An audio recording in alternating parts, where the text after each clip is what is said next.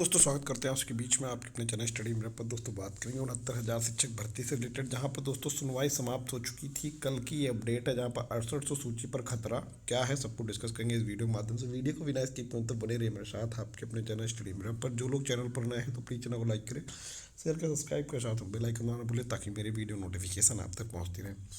जैसे दोस्तों 6800 सूची जब से आई है लगातार इसके पक्ष विपक्ष केस पड़ रहे हैं, खासतौर पर विपक्ष में। पक्ष में तो अन्य एडवोकेट इस पर बहस कर रहे हैं। आपको बता दें 6800 सूची को लेकर लखनऊ में जो सुनवाई हुई थी उसमें अगली डेट जो है 18 तारीख लगी है। लखनऊ में हालांकि काफ़ी हद तक सुनवाई हो चुकी है, 2 सुनवाइयों में काफ़ी कुछ क्लियर हो चुका है।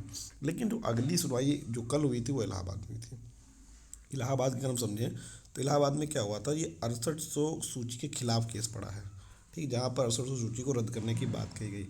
हालांकि पूरा प्रयास किया गया केस को खारिज करवाने का, लेकिन जब चीज़ें नहीं बन पाई केस खारिज। देखिए इतनी आसानी से 6800 के खिलाफ जब कोई केस पड़ेगा तो वो खारिज नहीं हो सकता है। खारिज तभी होगा जब कोई केस पहले खारिज हो जाएगा। तो यहाँ लखनऊ का जो केस 6800 वाला चल रहा है वो बेस पॉइंट है, ठीक। और वहाँ से जो चीज़ें हैं, जो जज साहब ने डिटेल्ड में चीज़ें मांगी हैं या डिटेल्ड में बहस करवाई है, तब तक 6800 के खिलाफ जितने भी केस पड़ेंगे कोई भी केस खारिज नहीं होगा। इतना आप लिख लीजिए, कोई भी केस नहीं खारिज होगा। लेकिन और दूसरी चीज़, जितने भी केस पड़ जाएंगे 6800 के खिलाफ सारे के सारे केसेस लखनऊ के अकॉर्डिंग चलेंगे, ठीक है। और इलाहाबाद में अगर बेशक कोई बेंच ऐसी हो जो सुने।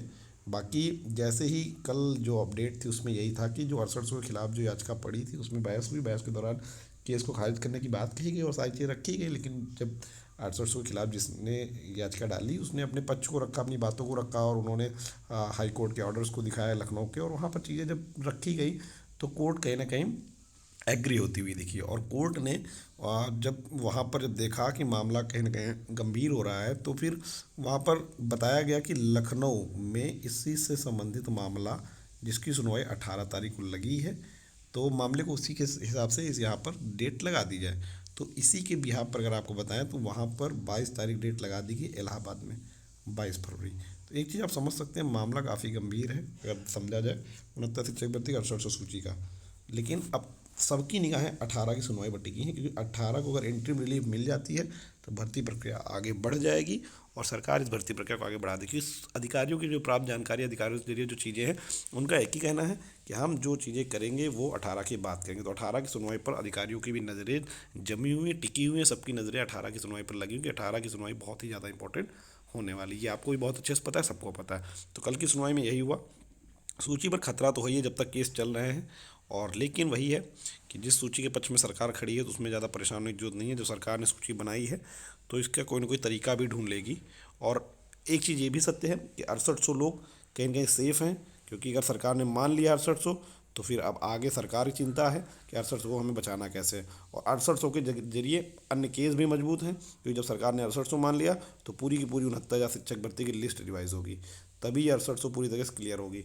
तो सारे के सारे केसेस में अगर हम घुमा फिरा के समझे एक चीज़, तो अब अभी सब मजबूत स्थिति में करना, चाहे वो 6800 सूची वाला हो, क्योंकि 6800 सूची के पक्ष में सरकार खड़ी है इसलिए सूची आज नहीं तो कल उनको करनी ही पड़ेगी। दूसरी चीज़, और जो 6800 के खिलाफ केस डाले वो भी मजबूत स्थिति में, क्योंकि आज नहीं तो कल सरकार को पूरी की पूरी 69,000 लिस्ट को ओपन करनी ही पड़ेगी। मास्टर जो अगर उसको आप बात करते हैं कि जो पूरी तरीके से कैटेगरी वाइज आपको पूरी लिस्ट रिवाइज करनी ही पड़ेगी, तभी इस केस का निस्तारण हो पाएगा, अन्यथा कोई दूसरा रास्ता नहीं है। केस को निस्तार करने का अन्य कोई रास्ता नहीं है, एक रास्ता एक ही है कि पूरी की पूरी लिस्ट को रिवाइज़ किया जाए, और रिवाइज़ किया जाए, पूरी पूरी लिस्ट को ओपन किया जाए और कैटेगरी वाइज और किस कैटेगरी में सिलेक्शन हुआ सब कुछ क्लियर किया जाए। देन उसके बाद ही पूरी तरीके से चीज़ें क्लियर हो सकती हैं। Thank you for watching, bye bye, take care.